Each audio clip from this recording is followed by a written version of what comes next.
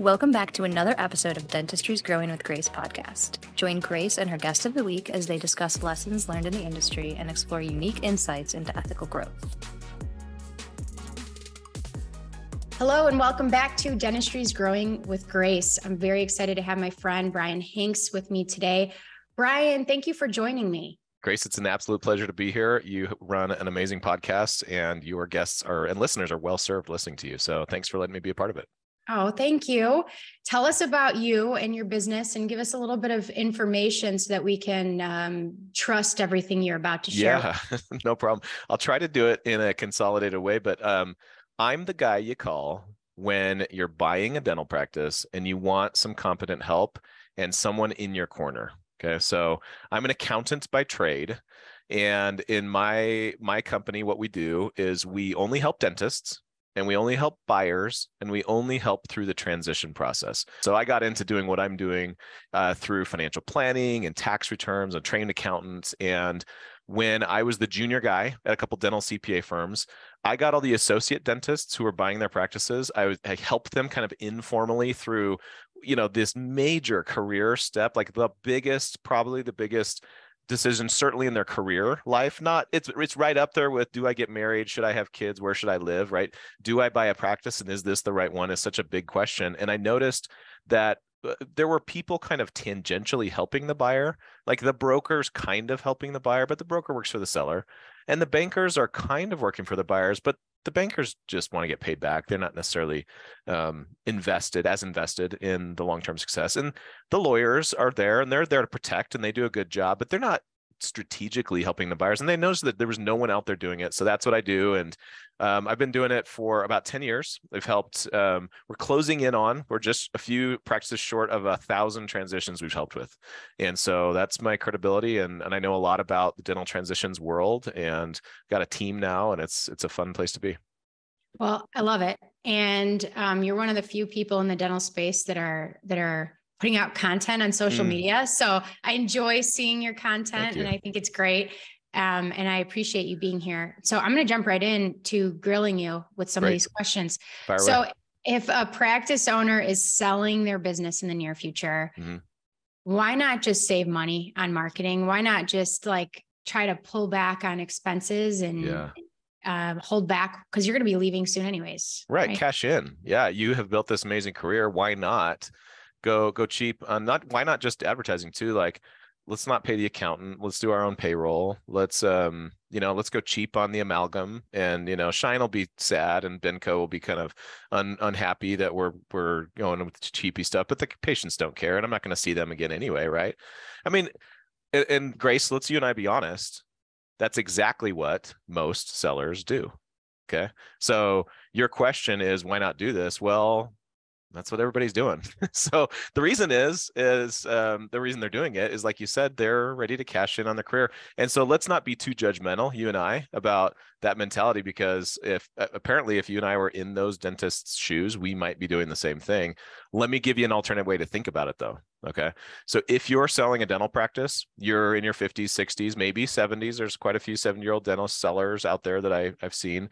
And you want to get top dollar for your dental practice. A couple things need to be true about your practice. And the very first is that your production and collections numbers can't see a big drop over time. Okay. And here's the sneaky psychological problem here, right? We're recording in 2023. I do have some average numbers, but let's just pick a nice round number. Let's say a seller in 2019, pre-COVID, 2019, they collected $1 million. Amazing, right? That's above average, by the way, for dental practices.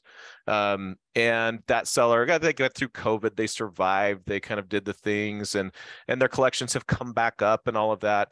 And now they're, 850, 870, 890, something like that.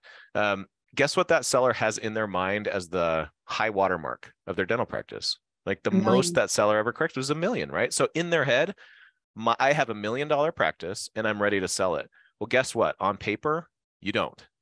you have an $850,000 practice, and you're going to be hard pressed to find a buyer at a lower amount. And it's psychologically, it's going to mess with you. So that's the first reason, is you are going to think your practice is worth more than it actually is. And you're going to be disappointed. You're going to spin your wheels when you try to sell it, because you're going to want too much for your practice, and buyers aren't dumb, and the broker's serving you.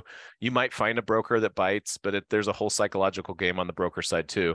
So my first piece of advice on why not just pull back on advertising is, you need the new patients, you need the income coming in, and if you want full value for your practice, you need to keep your foot down on the gas pedal.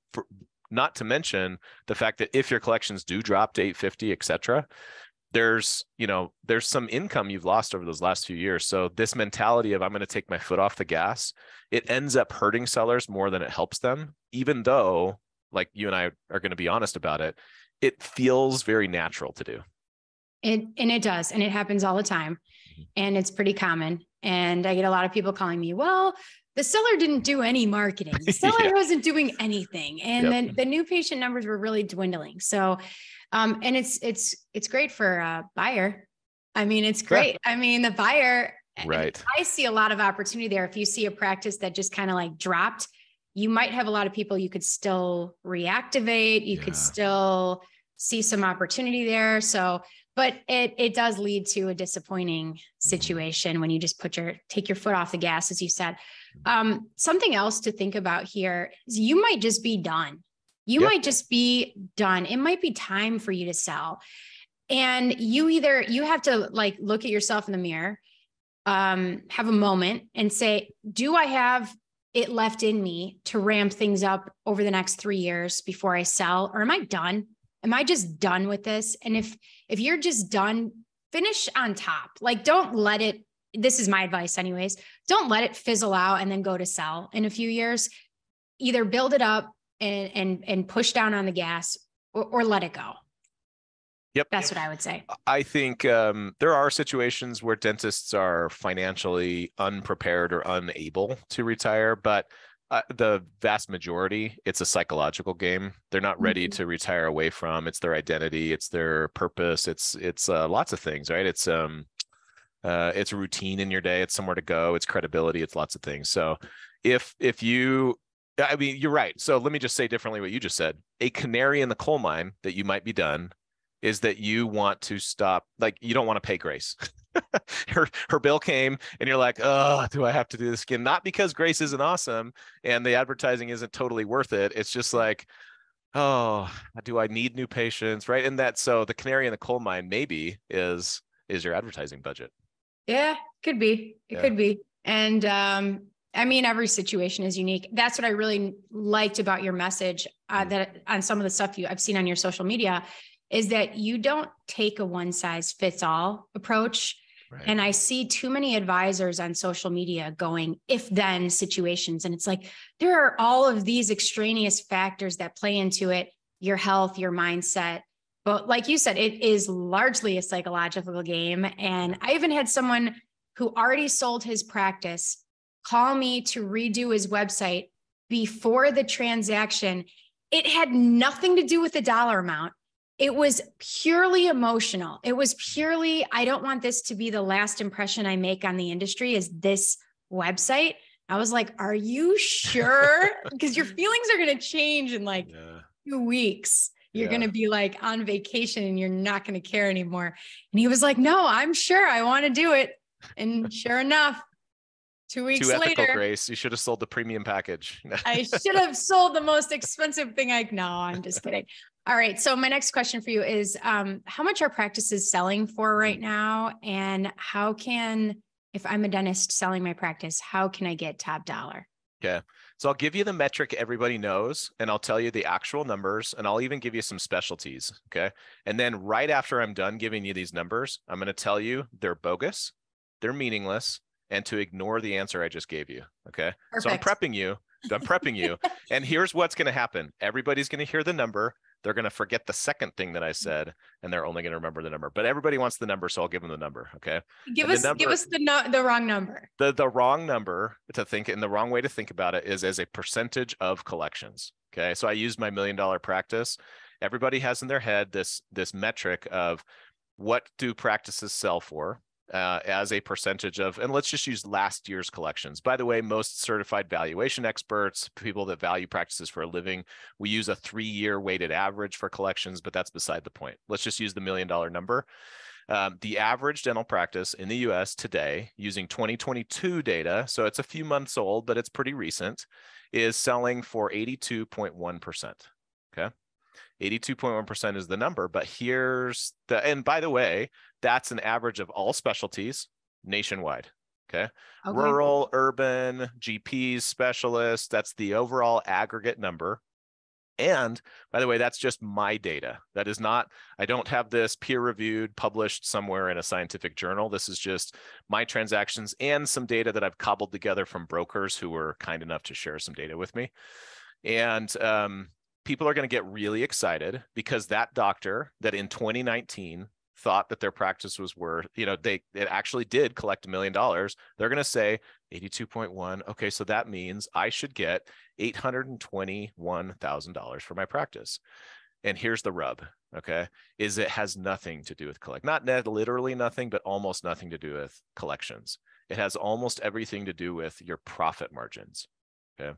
So oh, no. I know. And that is a harder number to get to, right? And your profit margin number isn't something that every dentist knows off the top of their head. By the way, it's profit before you pay yourself, before you take tax related deductions like depreciation and amortization, interest payments, etc. And it's your profit margin before you take other like totally legit and legal tax deductions like your cell phone bill and putting your spouse on payroll and all of these other things. It's before that? Before that, right? Oh, okay. Yeah. So average practice in the US has overhead somewhere between 55 and 60%, depending on specialty and location and all those things.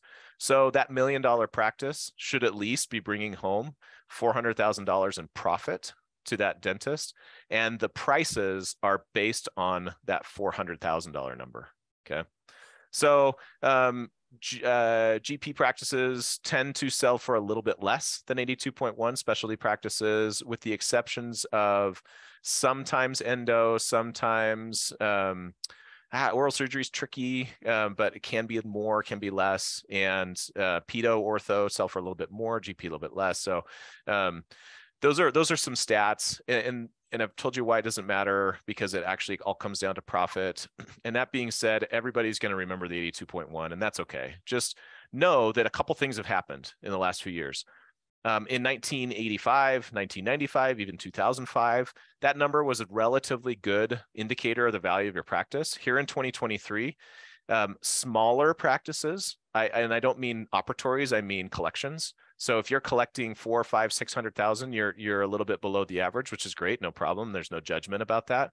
Your average number is a lot less than 82.1. And if your practice is collecting 1.5 million, 2 million, 3 million, 8 million, whatever, your percentage of collections is a lot more than 82.1. So Grace, average US family has 2.1 children, right? But nobody actually literally has 2.1 children. It's the same deal. Like I'm giving you a mathematical average, and it's kind of pointless. It gives you direction so you can have a sense. You could plug it in with your CPA in your 40s to get a sense of when you might be able to retire, but don't use that number as a gauge of how much your practice is actually worth. You actually have to do evaluation. So I'm going to just go way off topic because I'm really good at that. I get very frustrated seeing a lot of false promises in marketing. And I see a lot of marketers, especially, being like 30 new patients tomorrow or all of your money back. And I get the sense that in your space, it's very similar, where there's a lot of just inflated in like numbers and information, anything to close the deal, anything to get the client. And then the end result is a whole profession of people with totally unrealistic expectations. And even though I'm a marketer, I blame marketing and I blame people that are kind of selling the dream. And I just want to kind of say, thank you for giving us that realistic information, that data, because why be disappointed for no good reason other than you maybe saw a few too many, speakers or influencers. You did the putting steak out. dinner at the hotel. Can I tell Exactly. you how brokers market, and one of the things maybe to watch out for of the marketing of your Yes. practice, right? Let's say you meet with two brokers. You are in the market, right? Your canary in the coal mine moment came due. You decide you're going to sell the practice, and so you call around and you find that there, in general, there are two or three local brokers that tend to do most deals in most markets. So you call them, they come to your office, and both of them sit in your office, and one says, "Hey doc, I can get you $850,000 for your practice." The next person comes in and says, "Hey doc, I can get you $750,000 for your practice." Well, this is a no-brainer decision. Who are you going to pick as your broker, right? I mean, this is not hard. But here's the deal. When you're marketing yourself as a broker, there is this game and there is this pressure to promise a high number. And the dental transitions industry, the brokers specifically, have such a negative reputation, because what happens is, because that pressure is there, a lot of dental brokers will, and I don't know if they're being dishonest or not, Grace. Let's give them the benefit of the doubt. Let's say that they're just optimistic. Nah. No, But I mean, they are, like, they know, if I can lock you in to a 12, 18, 24-month contract with me, I can promise you the 850. I can go out to the marketplace, say, "Oh my gosh, Grace, you wouldn't believe it. 3 months ago, we would have gotten you 850. I'm shocked, and I'm surprised that we haven't gotten more offers, but these things have happened in the marketplace. We could have never seen them happen. I'm so sorry to tell you, we have to drop our price to 750." Right. And now we're back to the exact same price that broker number two promised you, and you've lost time. And by the way, now you're working with the unethical broker that the lawyers and the bankers and the dental buyer advocates like me don't want to deal with. And you're stuck because you're in this contract with broker A.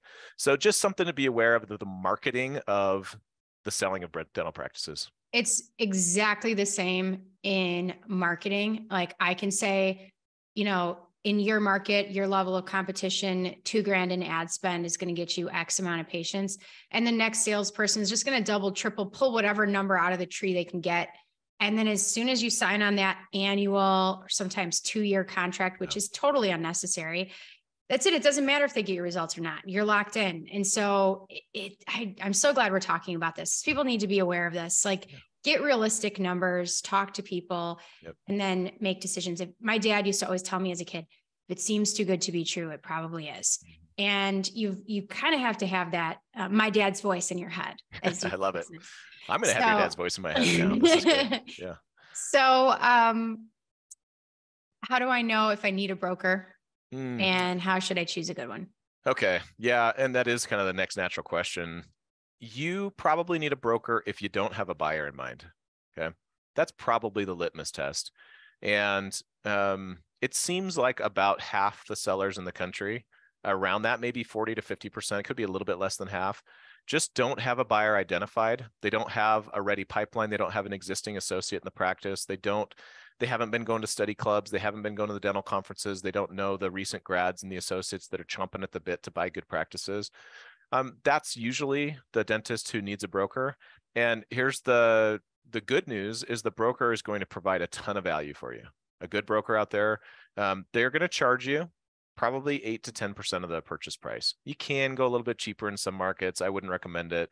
So you're going to, if you sell for $1 million, it's a $100,000 bill to that broker. You're going to choke a little bit the first time you hear that. But let me tell you, if you don't have a buyer in mind, it's worth every penny, as long as the broker's good. Okay. And that's the big asterisk on that, my comment about the bill. If you just need a valuation, you can pay for just that. If you just need someone to walk you through the process, you've got an associate, maybe it's a son or daughter that's buying the practice, or you're transitioning to someone you already know, you can get away with just a lawyer and just a valuation person, maybe me, it comes in and helps the buyer, something like that. You can do it for a lot cheaper. So not everybody needs a broker, but I'll tell you, more people probably should use a broker than do, because that bill is so high and the reputation is touchy in the area. In the area of dental brokers. So here's how you know how to pick a good one is you pick up the phone and you call the other people that deal with brokers day in and day out. Bankers at Bank of America provide Huntington, would probably be where I would start. And then I would call the dental lawyers in your area. And I would say, of these choices, I used Google. I realized my choices are A, B, and C. If you were selling your practice, would you choose A, B, or C? And the lawyer is going to hem and haw a little bit, as they always do, and you're going to pin them down and say, no, I really need you to pick A, B, or C. And they will, and they may just do it verbally over the phone and not in writing, and that's understandable. But you call the other people around that do dental transitions, and you find out who is the broker with a good reputation and who is the inevitable broker in every market who has a terrible reputation because they're out there.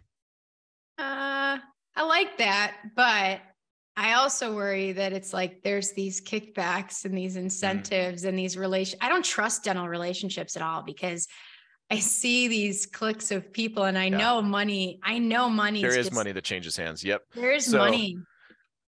I'm going to be difficult. I like to be difficult. It keeps things interesting. Yeah. So some other questions that I would ask is, I would ask the broker how many listings they have active right now. What is their average time to close? Okay, they should have these stats. I would ask the broker, how many active searching buyers do you have, like on an email list or some kind of contact list today? Okay, that's another question that would be good. I would ask them about their process. Please describe for me the process. And then I would ask them for some paperwork. And by the way, Grace, you joked about the seller who is like revamping their website just kind of for their ego. The average dental broker website out there is pretty terrible, right? So that's kind of an indication. If you can't get useful information off of a broker's website, that could tell you and give you a clue of what the average buyer's experience is going to be like. Yeah. Or even asking for referrals. Like, who are some people you've represented? Who are some people you've helped? That can go a long way as well. I will say, Grace, just in the defense, it's hard for brokers to nail a kickback on like who's good. But you're right. There are referral relationships in the industry, so it is something to be aware of. But anyway, yeah. Yeah. I just have seen some crazy stuff. No, I like all of what you had to say. I know it brings a ton of value. So if I'm a buyer and I'm closing on a practice, and it's going to be hard for me to ask this question, not answer it. But how do I avoid patient attrition? Oh, yeah. Yeah, I've seen your Facebook group, and I love the advice that people are getting there.